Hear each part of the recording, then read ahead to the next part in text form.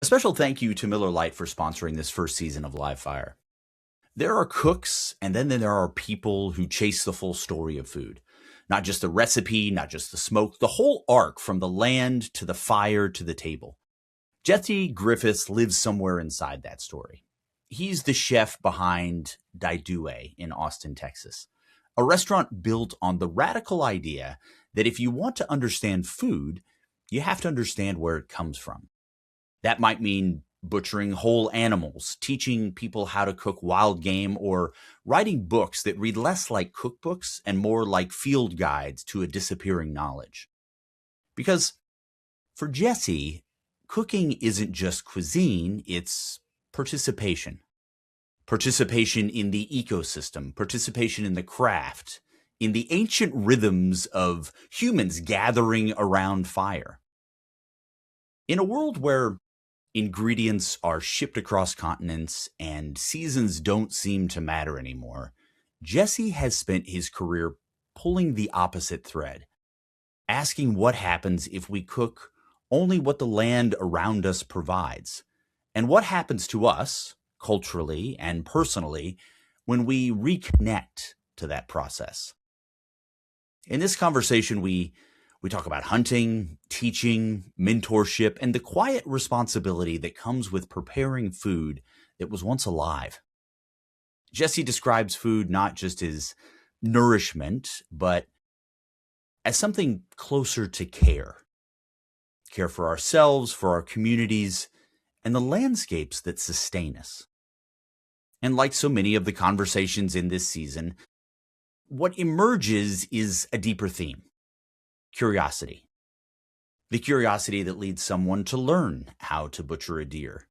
The curiosity that pushes a cook to ask where an ingredient really comes from. The curiosity that ultimately builds community around a shared fire. Because that's what this season is about. Every conversation is another log on the fire as we make our way toward Lockhart Rising, which is May 9th, 2026.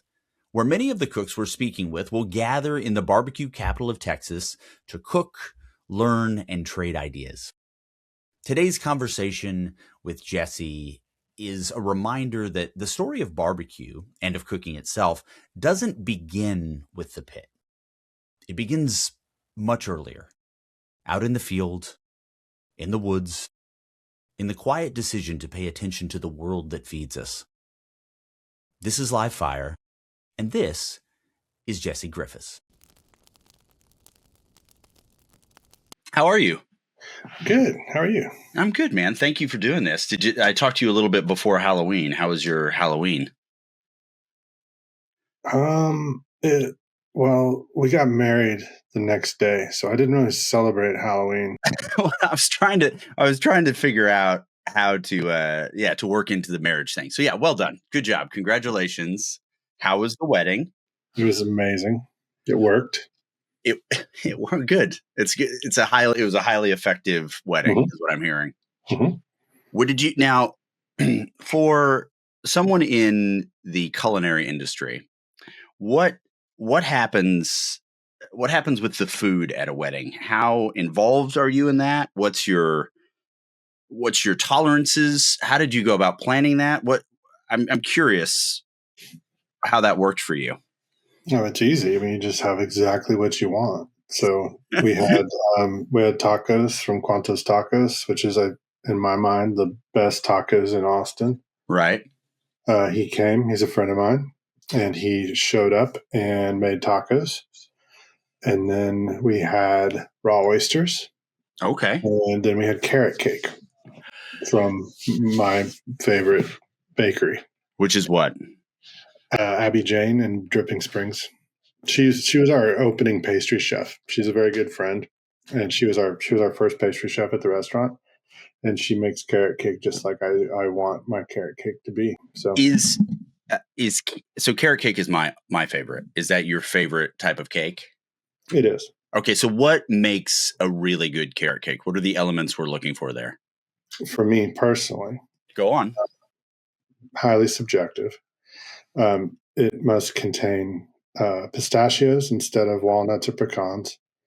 and golden raisins as the dried fruit inclusion. I don't much care for pineapple in it, and cream cheese frosting. So a very standard carrot cake plus golden raisins and pistachios. Okay. That's a solid order. I'm going to be honest. I don't think I've had that. It sounds pretty dope. It's specific, but it's it is specific. Now, good. is that something that you cultivated with her when she was at the restaurant?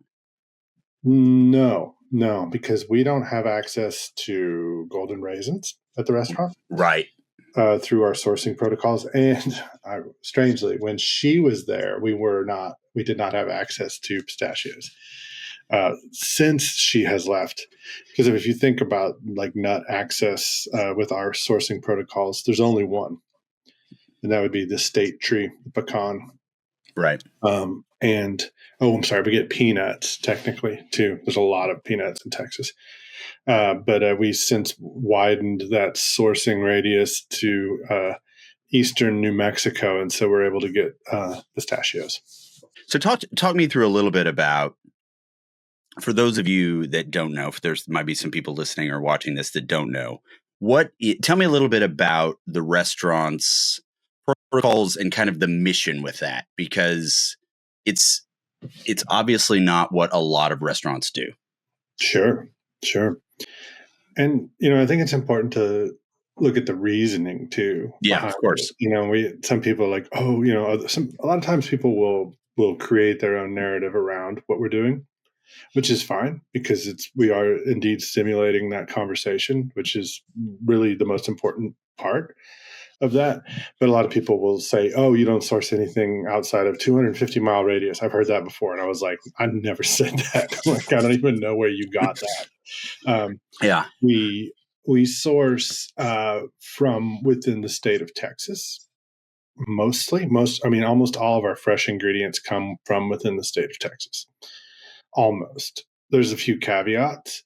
For a long time, we couldn't get sparkling wine of any quality. And so we would get that also from New Mexico, from the Albuquerque area. Since the wine industry in Texas has, it's continually improving. And so now we get sparkling wine here. We figured, since we were going that far for the sparkling wine and we were so nut deprived. Fair enough. Yeah. The pastry chefs are like, what? Because they don't get to work with chocolate. Right.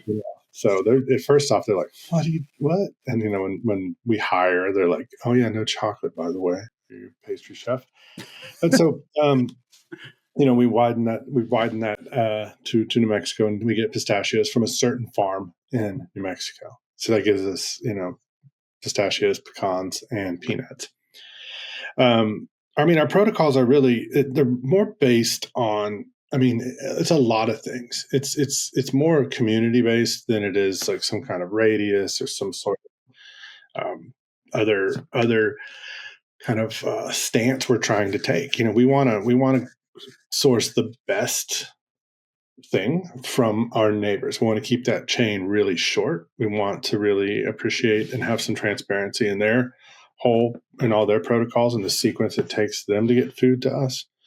And we want to feel like we're doing the best thing with every single ingredient that we're getting. And for me, that involves just getting things that are our resources. For instance, like if you're not beholden to what the salmon industry, the effects of the salmon industry are, because you don't live in a community where salmon's super important, then you kind of eat it with abandon and you don't think about it that much, Whereas if you are beholden to how healthy our bay and marsh systems are in Texas, which we are, we live there, we live close to there. I think it's more important, and it kind of forces some stewardship upon us. So if we do care about the health of our bays, marshes, and the estuary system that feeds between freshwater and saltwater, which is of prime importance to our geographic location, we should care about how oysters are harvested. So we don't buy dragged oysters. We instead buy, and that's a key word too, buy. We spend money on farmed oysters. So we promote that economy. We promote that industry. And I think that's just super important. It's a lot of it is financial. A Sure. lot of it is how we spend money. So Right. we spend money on oysters. We spend money on really good chicken. Super picky about chicken. We don't have it on our menu a lot because it's like can be hard to find. It can be hard to find like the size and volume that we need, and so we just oftentimes don't have it for the same reasons. We serve a lot of feral hog, because it's like an invasive and destructive animal, and we're actually helping out farmers by serving them. So, we plow through about 5 of those a week. Right. It's kind of hard to describe, but our also like our wine program, all Texas, and that shows what standing behind an industry can do. In that, when we opened in 2014, Texas wine was struggling. It had a terrible reputation. Much of it was not good, and I won't say that there's still bad Texas wines out there. There's a lot of them. Sure. Yeah, everywhere. Yeah, but there's a lot more good ones. And we were able to kind of take this stance of like, hey, why would we serve French wine with this food protocols that we have? We're only serving this until this is it. This is what we got. And we stood by it, and it improved drastically in the last 11 years. And now we're sitting on the best Texas wine list in the world at our restaurant. And we've seen that industry really come around. It's really cool. So that's a very long answer. No, it's good because I think, look, the people that listen to this are certainly going to be folks that either are restaurateurs or have relationships with that world. And I think what you're doing is, admittedly, and this is coming from my perspective, it doesn't seem like you're taking the easy way out here. And as a result of that, it creates some unique challenges, but as you pointed out, those challenges also encourage stewardship. They encourage some conservationist philosophies in order to maintain your lines of product. I'm curious, though, with all of that in mind, when you were thinking about the customer, when you were thinking about the person sitting down having the meal, what do you want them leaving that meal talking about? What do you want them leaving that meal thinking about? And how do you want them to convey their experience to other people after they've been there? Yeah, that's a good question. First and foremost, I think, as a restaurateur, and what the effect I've always wanted to have on our cooking is I want people to enjoy themselves, and I want them to go out. And I personally don't enjoy restaurants where I sit down and the focus is, it's like, hey, everybody shush up and look at your food and think about it and talk about that only. We serve carafes of wine. That's always been like, I want to serve carafes of wine, where you can come in, you can get a liter between the 4 people at your table and you have a good time. Now, whether or not you absorb the narrative or the concept of the restaurant, it's up to the customer. We're going to try to explain it in the shortest possible terms. We don't put a bunch of farms on the restaurant. It doesn't say like Bellevue duck. Right. It doesn't say Peeler Ranch Wagyu. None of it. We don't do that. Well, because there would be a lot of words. And it may change next week. So parsley and beets, and so we don't do that. We have like elevator pitches, that we give the servers. They're very good at it. And it's kind of up to the person to maybe do a little research or be curious or not. It is problematic when somebody rolls into the restaurant and they have no idea what we do. And then they're disappointed when we don't have a lemon for their tea or a Jack and Coke, or they don't understand why, when they came, in June, we don't have the same thing on the menu as we do in November. And so, or like the simplicity, or like why we're out of something. It's like, well, this pig came stock from the factory with this many chops, and then the rest of it still has to be used, and it's like, and I'd say it's, what do I want? I don't know. I want everybody to be happy and get it, but that's not it. That's very utopian in this situation. So I would say, I want people to enjoy themselves and and get into it. I think like get into the vibe and feel of it. Like you a long time ago, this very religious farmer told me, he said, you can't always get what you want, you get what you need. I was like, that's awesome, man.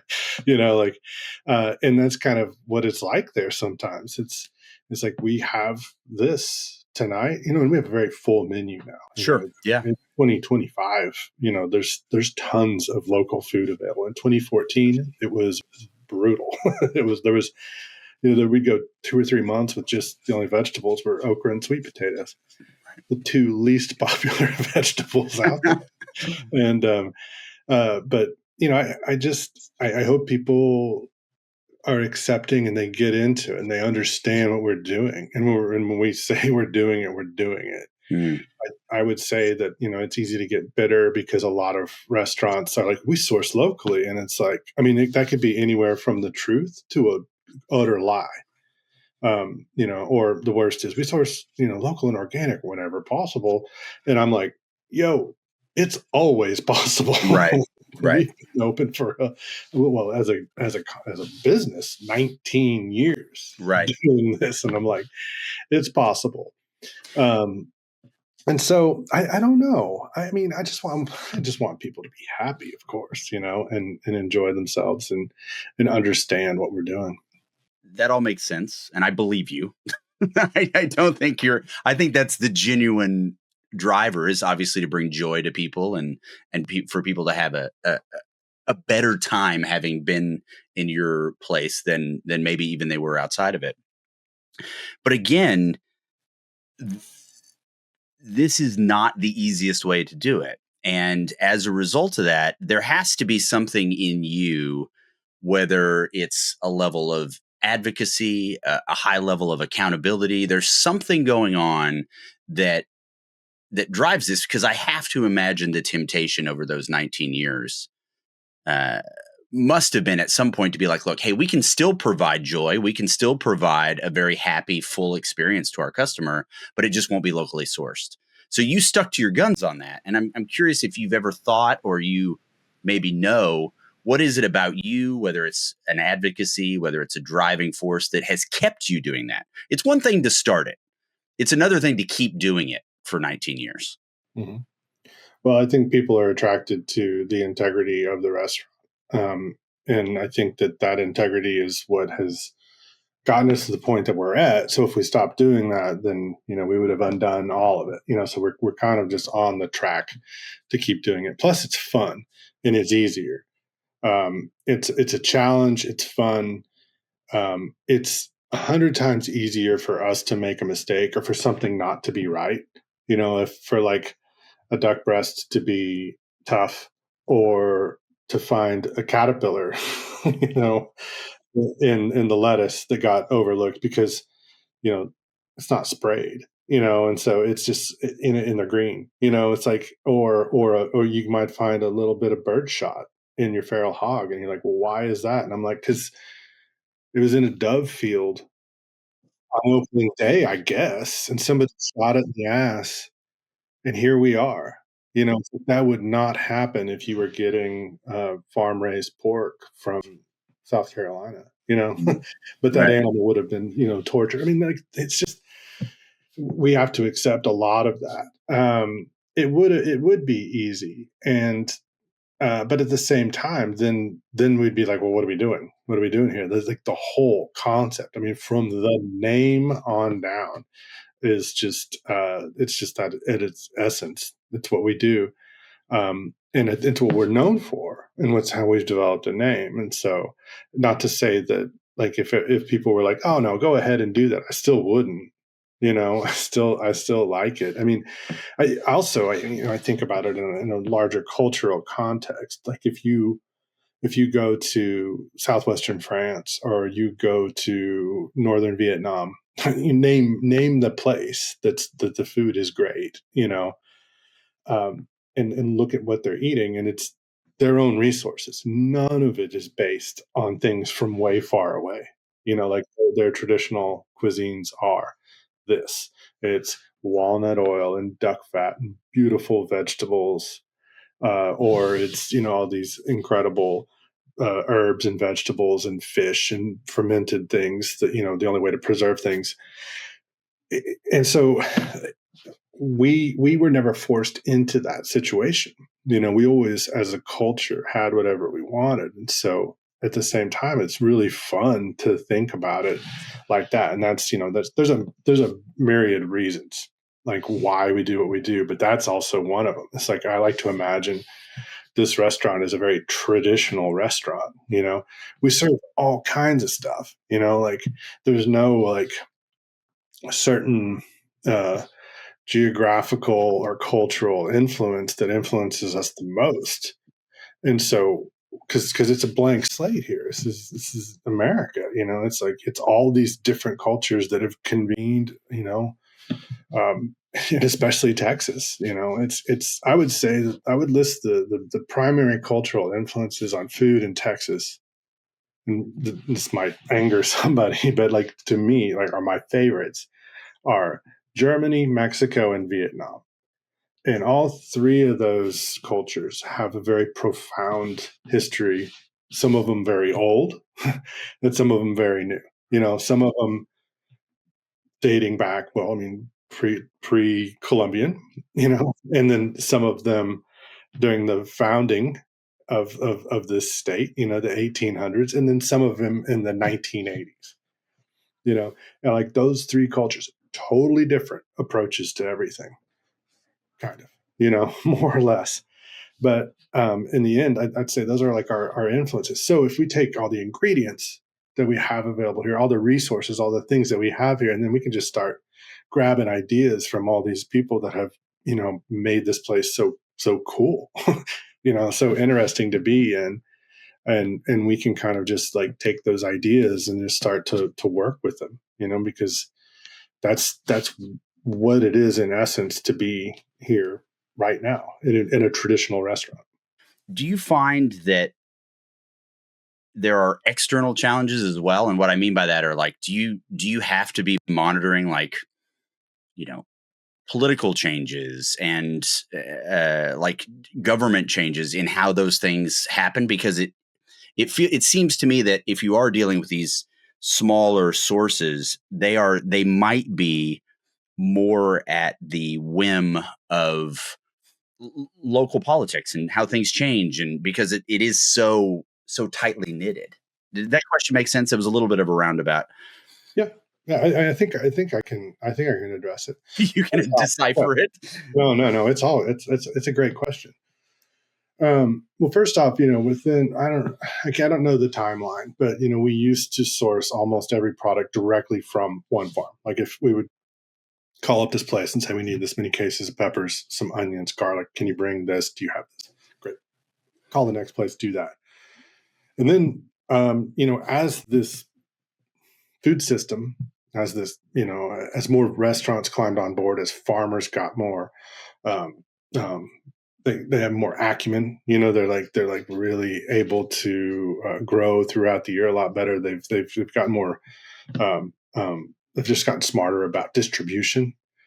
And then a business called Farm to Table comes on board, and they are exactly what you're talking about. They're a third party, but we can call them. They have a huge list of locally sourced stuff that they are aggregating, and I think it's one of the best things that's happened, because it's not only enabled us, but it's enabled a bunch of other restaurants, and then therefore a bunch of farms that are, like around Central Texas, maybe North Texas, maybe in the Valley, depending on what that thing is. If it's apples, it's coming from the Panhandle. If it's citrus, it's coming from the Valley.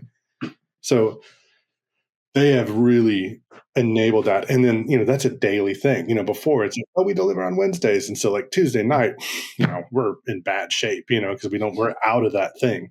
But then Farm to Table is delivering every single day, maybe day of. I just called the chef and was like, hey, grab some green tomatoes. And she's like, they'll be here this afternoon. 2014, unheard of. Right. You would have to wait till Saturday, call them, reserve those green tomatoes, and hope that they remembered that you ordered them. And so a totally different scene.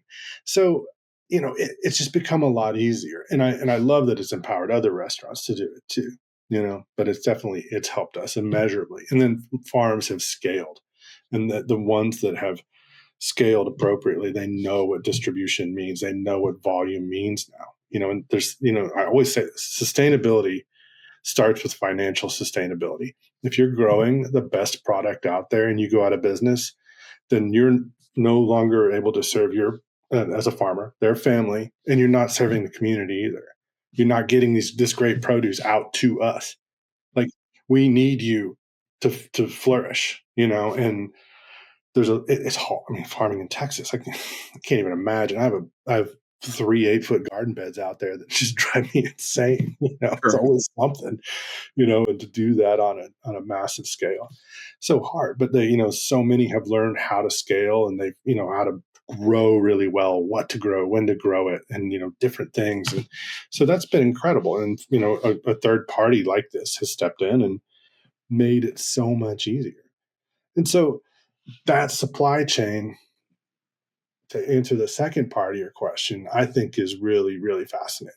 And this is where we can get really big picture about it as a concept, and why I firmly believe that this is kind of where we need to go, as a movement. And that I can give you 2 examples of when supply chains collapsed and the reactions that we were able to have from that. First one is COVID. So national supply chains completely broke down. Meat packers shut down because nobody could come to work because there was too many people in one building. Everything just collapsed. We were fine. We were able to get all the product that we always got because we're talking to the people, or we're one step away from those people. So they're dropping off either with the third party, or they're still coming directly to us. Now, things were, of course, hard, and there's the masks and all the weirdness, and just like that went along with that, the mass confusion that in retrospect seems just like so far away. But at the time, it was difficult. But fact of the matter is, we were still getting food. We were still getting, I mean, for our concept, everything we needed, because we weren't reliant on getting salmon or beef from Chicago or a lobster from Maine or anything like that. We were fine. All those things were still there, and those people still wanted to work, and we were able to do it. We were able to still pay them money because we were still selling that stuff to people. More so, because people were just like, what do we do? And, we had to shift and be super flexible to try to figure out how to do it. It was not fun at all, selling tons of to-go food out of a little window, this and that, but we did it. The second example would be one of the big freezes that we had here. Right. If you're not in Central Texas, you don't remember this freeze that we had. And if you're up north, you're like, whatever, a freeze. And I would say it's akin to a hurricane hitting Nebraska. We had temperatures in the single digits for 5 days in a row. I know, no big deal, but when all the power and water goes out with that, big deal.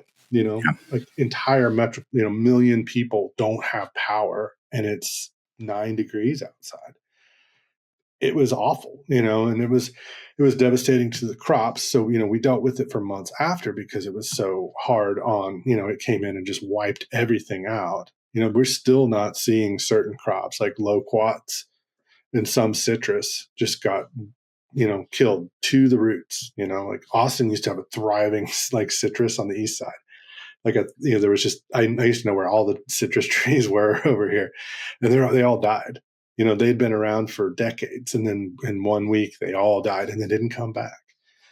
So there's this situation too. So what you've got on one side, you've got this big situation that's got a bunch of supply chains that break, and we're insulated from it. And now you have the opposite happening.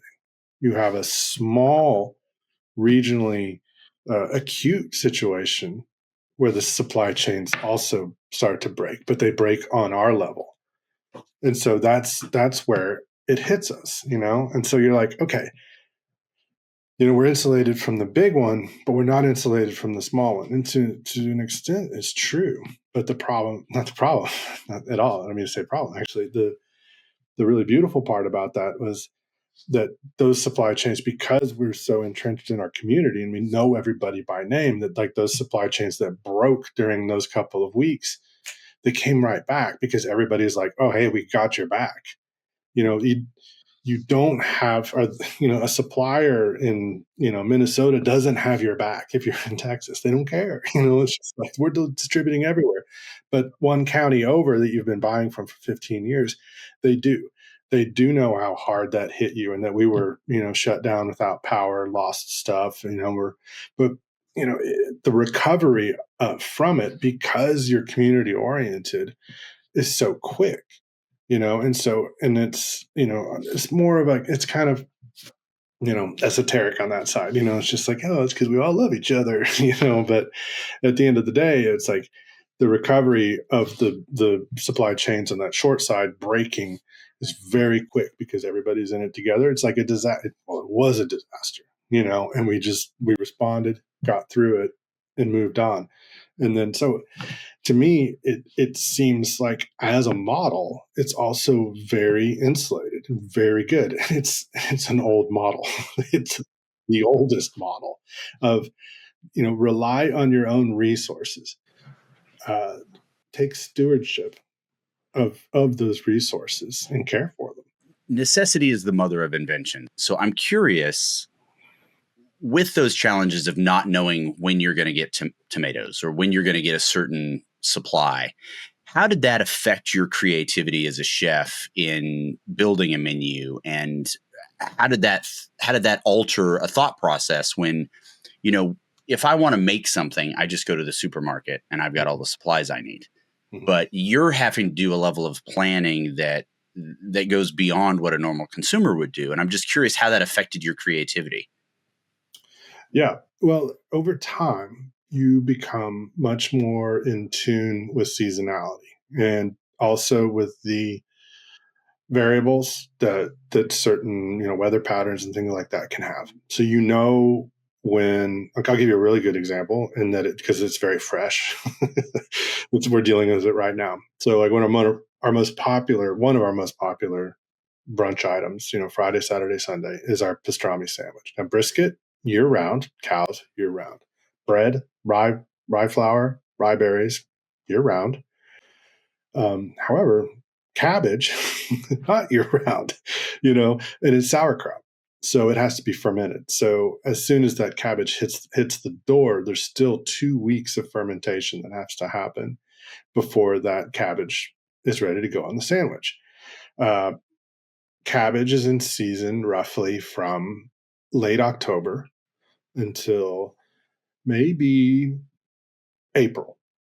It grows. It's a very long growing season. But you, with a very limited space to store things in cold storage, you kind of have to nail your sauerkraut production. If you want to go, so like in April, you're like, okay, we got to coast into October. We want to be like down to the last quart of it when we're pulling the fresh stuff out of fermentation, which will happen around November, should be about right now. So you kind of see where this is going. But cabbage was a little delayed this year. And we also probably just didn't plan correctly. And we came up short on sauerkraut. So it means we have to pull one of our most popular items. And it's just one of those customer conversations. Like, somebody comes in on Friday and they're like, either they've had it or they've heard, like, hey, we really want that pastrami sandwich. And we're like, we don't have it. We have everything but the sauerkraut. So we shifted. We made a different pastrami sandwich, but we're getting a little pushback on that. Like, why don't you have it? And it's like, well, you're gonna have to listen to a podcast and hear like a minute explanation about how that works, because it is quite complicated in the planning, and it also, yes, it does drive what you make. It's always a little different, and products can come in looking different than they did last year. Sometimes you have a great tomato year, sometimes you have a very terrible tomato year. Sometimes we get lemons, sometimes we don't. When we do, it's a metaphor. It's such a cheap metaphor. I don't even want to throw it out there about life giving you lemons, but like, sometimes we get them. I probably have to drive to South Texas. I'm going to South Texas in 10 days. And I will drive by a fruit stand that'll likely have stacks of lemons from South Texas, and nobody distributes them up here. So the drive home is going to smell amazing, because I'm going to have 15 cases of lemons crammed into the truck. And so we'll have lemons for a little while. We will zest them. We will juice them. We will freeze them. We will dry them. We will preserve them in every which way to just stretch that little bit of lemon out. But I'll tell you what happens is like when you have to go through that to produce a lemon, and then somebody's like, "Can I get a lemon for my tea?" And you're like, "Well, we collectively don't have lemons." By we, I mean us. Yeah. Us. Like Right. 40 million of us. We ain't got any lemons right now within our realm of resource. But I did get some, and so please enjoy this lemon. Like, Right. and when like it's so crazy to think about that because we live in such a bountiful society. Like you have anything you want. Or if you've ever grown anything, or for that matter, it translates a lot to the meat side of it. Like we try to make sure that all of our staff understands what it means to, for an animal to die, and that's important. And so I think I've veered away from your question about like Not at all. No, I understand what you mean. You just have to have a grace and flexibility around availability, and just accept it, and then try to convey and communicate that to the customer as best you possibly can and try to make it fun. It's like, iced tea is always like a metaphor that I arrive at because it exemplifies our sourcing. So the tea itself is made out of Yopon holly, which is the only plant to naturally contain caffeine in North America. And it's invasive. It grows all over, like southeast of Austin, like the Post Oak Savanna, Blackman Prairie, Yopon all over the place. People hate it. It's just growing like crazy. Makes an amazing tea, and it's got caffeine. And it tastes like tea, and it has caffeine. It's got all the things you need to make tea. And then water, tea, and then all you need is a lemon to kind of round out this seemingly incredibly simple combination that is just so foundational in our society. You just have it. But we can have some of it, the invasive part of it, no problem, year round. No, end in sight with that stuff. But the lemon is where it gets you, Right. Well, what I'm hearing you say, and I love this idea of, we are constantly driving toward, more often than not, people find themselves in this binary situation of being product driven or process driven. And it sounds to me that where you are deriving a lot of your joy and your passion in this field is the process side of it. It's really understanding the ingredients. It's understanding the source of those ingredients, how they came to be, and then taking what is available and doing the best you can with what's available, which is not the general course of a dish. That, you look at there's a recipe and there's a list of stuff you need, right? And as you pointed out, because everything is so abundant right now in this country, I can just decide I'm going to make this dish and I know I need these 5 ingredients and I just go do that. Mm-hmm. Well, you almost have to work from an opposite perspective, which you have pointed out is the more traditional way of doing it, which is this is what I have, so this is what I can do. And I love that from the perspective of creativity, because what it does is it requires gratitude. You have to be thankful and gracious with what you have, because you can't do anything with what you don't have, right? So you have to make the best of what is available to you in that given sense. And I'm just curious how that has translated into other aspects of your life, because you seem like someone that carries and comports themselves with a sense of gratitude with what you have and how you move through the world. Have you found that that's a driving philosophy in your life? It's the only one. I don't know. I mean, I don't really do anything for fun that doesn't eventually wind up at food. There's like, we can go down to the river and go swimming, but if I see some elderberries, they're getting picked. I can't tell if it's the quality or some other unknown force that makes a meal that you have either sourced, gotten from neighbors, or where all of that came from. I don't know if it's the freshness of that, or if it's just that knowledge that makes it so good, or maybe it's two. And I know that the freshness makes a huge difference. Like, I caught a pompano a couple months ago. First time I've ever caught a pompano, and I was very excited to cook it. I've cooked thousands of them at the restaurant. We used to buy them, but I never caught one before. But I caught one, and I had one lime left on my tree outside. And I'm like, I know where you're going. You're going on that pompano. And so something so simple as that, I want everybody to experience that, knowing like, oh, like the work that it went into, and how excited you are to hold this pompano in your hand, and then like to go out there and pluck a lime. And if you've never had a lime off a tree, it's a different experience. I mean, it is like, it's insane. It's like so floral. It's like perfume. And we all, there was four of us, and I cut it into quarters, of course, and we squeezed it over it. And then I was like, here's the technique. Now take a glass of water with ice, and then drop your lime in there, And so then you've got your lime on your fish, but then you get to also, while you're drinking water, you just get this other essence of lime. And we extracted the most that we can out of that lime. It's not to say I won't go to the store and buy a bag of limes for use at the house. But it's like, when I do that, sometimes I look at that bag of limes and I'm like, wow, like that's so many limes right there. It's crazy. It's really crazy. Or, just, with animals, like, we eat almost exclusively game here. And it's stuff that either I, or more likely that my daughter, has shot. And, just that connection. You go out in the freezer, and it's like, well, this is what we're having, because we're at the very beginning of hunting season right now. And so we're at the tail end of freezer season. And Sure. so it's looking, I don't think it looks bad out there by any means. I love opening it and being like, ooh, we're empty. Guess that means I get to work, and it's like my favorite time of year. But it's really nice to go out there, but you're limited to what's left. It's those last few things. It's like, oh, here's 2 venison hearts, and here's the last pack of sausage, and like, oh, we are consuming the very last of the ground meat.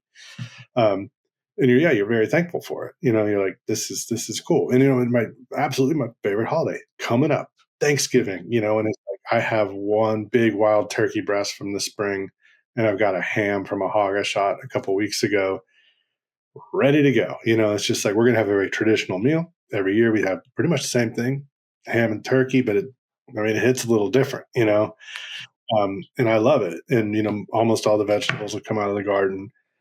And I think the restaurant is just a way for me to try to convey that feeling to people, like, this is so much fun, and it feels really good. Like, to know that also, this whole chain of the buying, the market, there's not a lot of bad parts to it. You don't have to wonder like, oh, is someone getting drastically underpaid, or, abused, or is this resource being tapped too much, like things like that. And so it's just a good way to like eat, and we eat every day. And that's kind of like one of the gifts of being in this industry, is you do something that's just perpetual, like the morning after you eat the best meal you've ever had, you're going to be hungry again.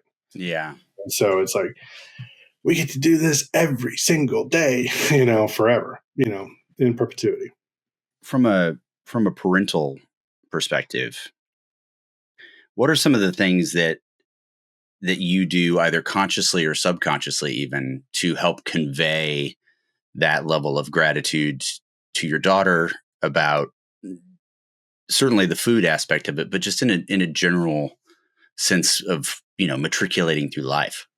Yeah. She's a teenager now. Sure, So I understand. I'm in the same boat. Yeah, I get it. everything has to be very subtle. Right. Because Yeah. anything else is completely rejected right now. Yeah. Yeah. But she grew up on a foundation of it. She's hunted since she was 7. And so she understands what that means, and that's how we eat. And she also cooks, like she helped me with dinner last night. And she gets it. I mean, she's, she, like I said, she's been, she's, she killed a couple dozen, big game animals. And she's also like one of the kindest people I know. She also is like super sweet animals. People like that would tell you otherwise. I'm like, that's not how it works. And um, I think that there's whole books written around this, like how you go about that, and I think it's just foundational and subtle, and you do it by example, and that's just how she lives. It's like by thinking about it. It's not to say that she doesn't want bubble tea. Oh, sure. Yeah, I understand what you mean. Yeah. But I think that that's a long game thing. It's like maybe in another 10 years, it's going to be like, well, I think I probably want to just mostly eat venison or barrel hogs or something like that, because I know that's the lowest impact that I can have, things like that. But I'm not going to say that. No, of course, yeah. Yeah. But I think that I think the best thing is, I mean, the same thing goes with your customer base. People learn best when they learn themselves. And it's just like, if you can demonstrate it and they kind of come to that conclusion on their own, then that's best. And that it always reminds me, there's this one story, and I've told it a million times. This is my favorite customer interaction, and I would put this in the same category as your question. Is I was at the restaurant, and I was working up front in the prep area, and this old guy came up, and he had on a cowboy hat, tucked in shirt, belt buckle, everything. He had finished eating, and he walked by and he made eye contact, and I knew that he wanted to say something to me. And I looked over and I was like, "Well, how was your meal, sir?" And he looked at me almost like he was accusing me of something. And he goes, "I know what you're doing here." And he turned around and walked out. And I was like, "Oh," like that was incredible, because I mean, not only did he know what I was doing, but I knew what he was saying. He was like, you're doing what my grandparents did, basically.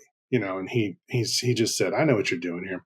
That's all I needed to say. And so it was like that really conveyed a lot. And so I think it's that, don't get on a soapbox, just just present it. This is what we do. We own it. We're proud of it. We'll tell you all you want to know about it. But at the same time, we're not judging, and we're just saying like, hey, this is a fun way to do it. And I think people pick up on that, be it any age. Is there,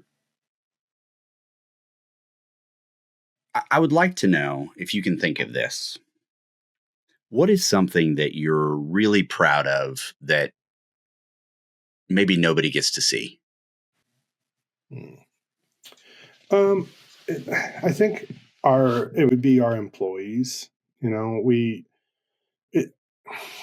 of this rolls up together, and that, like, what do you want to get out of this? You want a restaurant group where I'm making tons and tons of money, or do you want to have one restaurant that makes a tiny bit of money?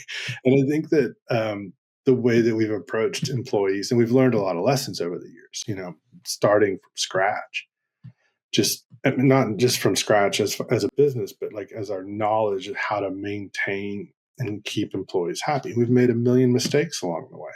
We've done a million things wrong. But I think that one thing that we, if not do, that we really, really, really try to do is keep people happy. And over the years, I feel like we've gotten better at it. And the only reason I can say that is because, what we see as far as retention.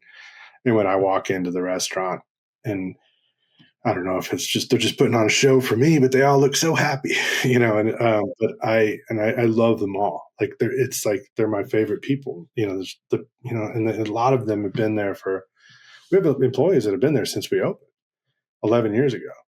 And we have employees that come back, and that always really, this is like, that's, warms my heart. It's just like they leave and you're like, "Oh, I'm sorry to see you go." And then a couple of years later, they come back. Maybe they just fill in for a season, or they come back and work a little bit, but they come back. And I think that people love working there. and we try to make it a great place. When we designed the restaurant, I intentionally had a lot of sunlight involved. Like, all the prep happens up front, and it's extremely bright and well lit up there. And so it's just a nice place to work. You're not in the back with a low ceiling, just trying to get it done. You're out in there, and everybody can see you. Like, and I don't know if a lot of people understand this, but when you come into the restaurant, that prep area up front, that's it. That's where it all happens. It's like a stage, like it's almost elevated on two sides. It's elevated, so you're looking down into it, and you can see everything that's happening there. And that's where all the prep happens, 100%. And so in the back is just an office, a dishwasher, and a walk-in. That's where we store everything. And so we try to make it just like a really nice, pleasant place to be, and try to listen to our employees as much as we can. Not out of like some kind of like, well, that's how you get the most work out of them. It's just because, it seems like the right thing to do. And just like, happy people make good food. And then it all works a lot better. And so we do, I think, take a lot of that into consideration. We try to do as right as we can by them. And so that's not something that's ever discussed or even brought up. So, but I'm really proud of that. And I hope that all of them would agree with that sentiment. So maybe taking this from the perspective of, sharing some advice with a fictional restaurant owner, what are some of the things outside of logistics that you have created in the environment that your employees work in that also helps to elevate their experience? And that could be anything from, we talked about the real estate, but what are some of the things that maybe you do just on an interpersonal level that help with that? I function on the understanding is that they're not going to work there forever. And I want them, there's some goals I want to meet for when they don't work there. I want them to leave in a mutually happy way. Like, I want them to be like, I hate to leave, but I have this opportunity and I'm going to go do that. And I want to be so proud of being able to participate in their process. And so I start with that, like, if I can feel like that, then, I'm able to help them the most. And the executive chef there, she's been there for 11 years, and I love her dearly. We work together very well.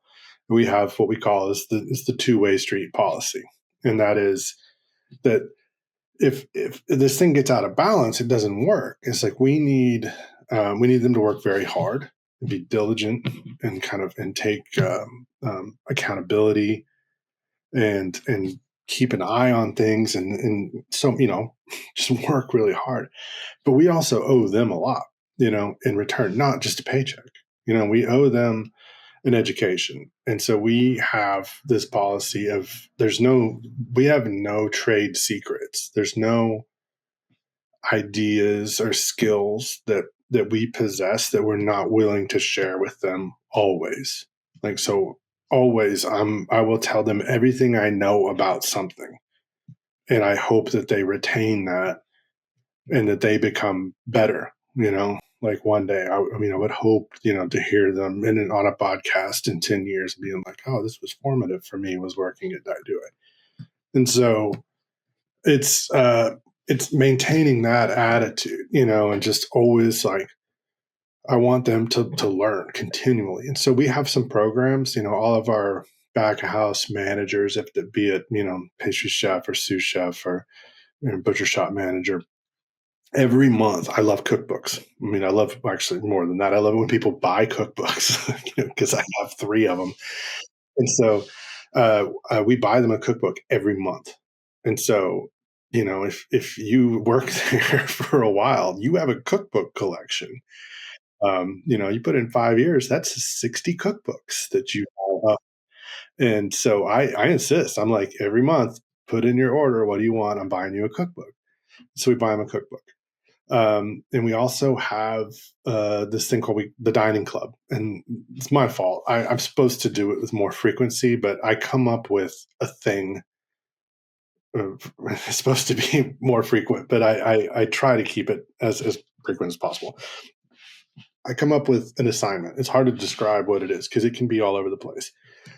This month, we did last meal, like, and so there's not really anything more involved than just like take a few minutes and tell us. And I went first. I'm like, this is what I would eat for my last meal, you know. And then we put it on a Google chat, and so we're all sitting there kind of making fun of each other, and like we're like, oh, that's cool, that's fun, just doing that. In times past, it's been like, hey, I want you to go to this taqueria, and I want you to here's a $25 gift certificate. Go there, and I want you to notice how the onions are diced. You know, they're perfect. They're like, I mean, like French Michelin, like, like perfect brunoise on these onions. It's like, tell me more about that. You know, tell me why on a taco it's necessary to do this, or why they're bothering to do that. You know, like what do you get out of that? You know, kind of, just put it in there. Or one time we all went and I had every one of them kill a chicken. And then, we took the blood and made a blood cake out of it, cooked it up, ate some chicken, and then each one of them took a chicken home. And then the next assignment was for them to roast it and kind of report back about it.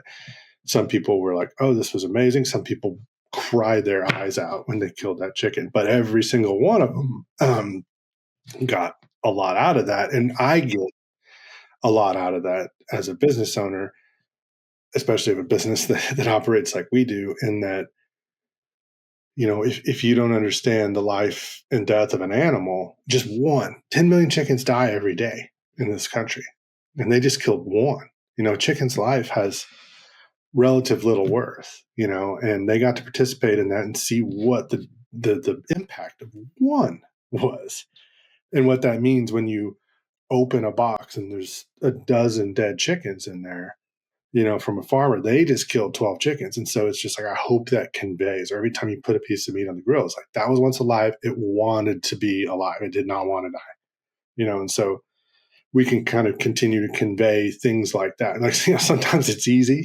sometimes it's like, eating tacos.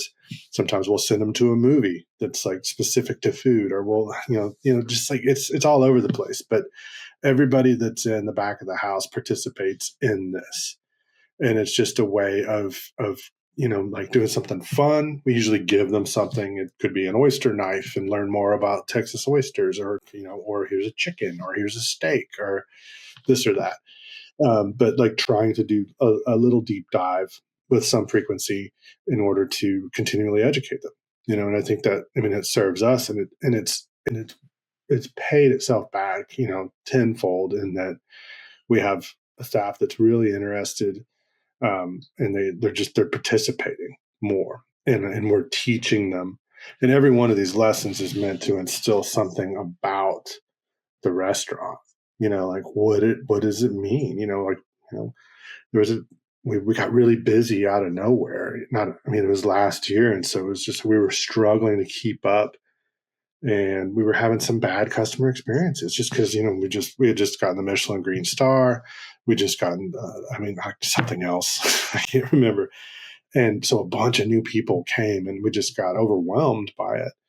And so the lesson from that was, well, do we even understand what the customer experience is? Most of the people in the back of the house, they don't come and eat at the restaurant. And I was like, guys, come eat at the restaurant. Like, bring somebody, come eat on us, get whatever you want. Front of the house too. We just, like, the entire staff. I was like, everybody come in and eat at this place and see, like, what did you think? Was there something wrong? Was everything fast? Is something under seasoned? Like, let us know. Like, if you don't have that empathetic response or experience to what it's like to dine there, it's going to be harder for you to participate in that whole sequence. And so, sometimes it's like something will come up and we'll be like, here, learn more about this. But at the end of the day, it's just like, it's continually educating them and operating on the assumption that this is their vocation. And it's our job to make them as good as possible, even if and when they do leave to go somewhere else. What you've done there, which is really requires a lot of emotional intelligence, is to understand that their experience through their work is going to be heightened by not only their understanding of the processes and all the things that go into just the running structure of it, but also what is the value that they take out of the work. And that is, be it in education or simply even knowing what it is that they're doing. I mean, what you pointed out, unfortunately, is not exclusive to restaurants, back of house folk, right?